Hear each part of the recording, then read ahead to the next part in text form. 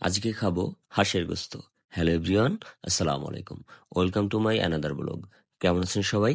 আশা করি সবাই অনেক ভালো আছেন। আমি অনেক ভালো আছি, আলহামদুলিল্লাহ। বলুন তো জায়গাটা কোথায়?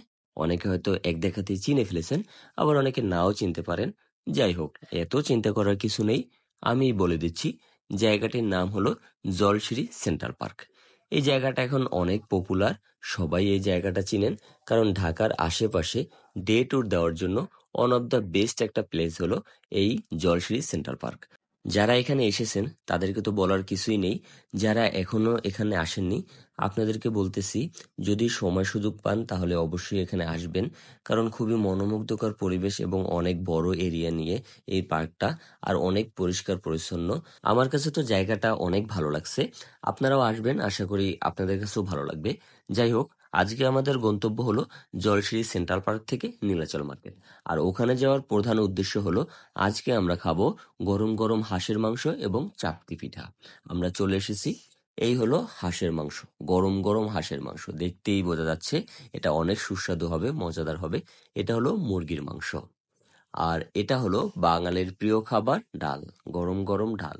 এটা হলো গরুর ভুঁড়ি, অনেকেরই খুবই প্রিয় খাবার। আর এই পাশে হলো আমার প্রিয় খাবার গরুর মাংস।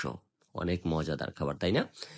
আমরা অলরেডি চাপটির অর্ডার করে ফেলেছি, চাপটি বানানোর প্রিপারেশন নিচ্ছে। আমরা পূর্বাচল আসলেই এই দোকানে বসি, রিমা পিঠা করে।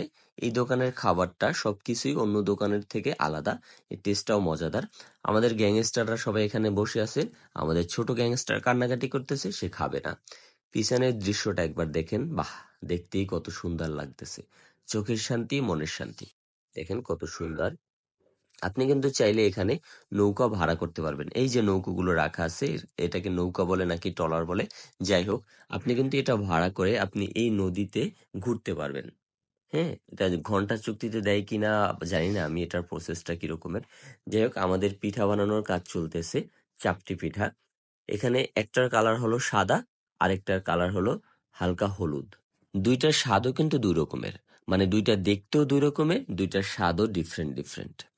চাপটি পিঠা আর হাঁসের মাংস, এটা আপনারা যারা আগে ট্রাই করছেন তারা অবশ্যই জানেন এটার স্বাদ কতটা সুস্বাদু।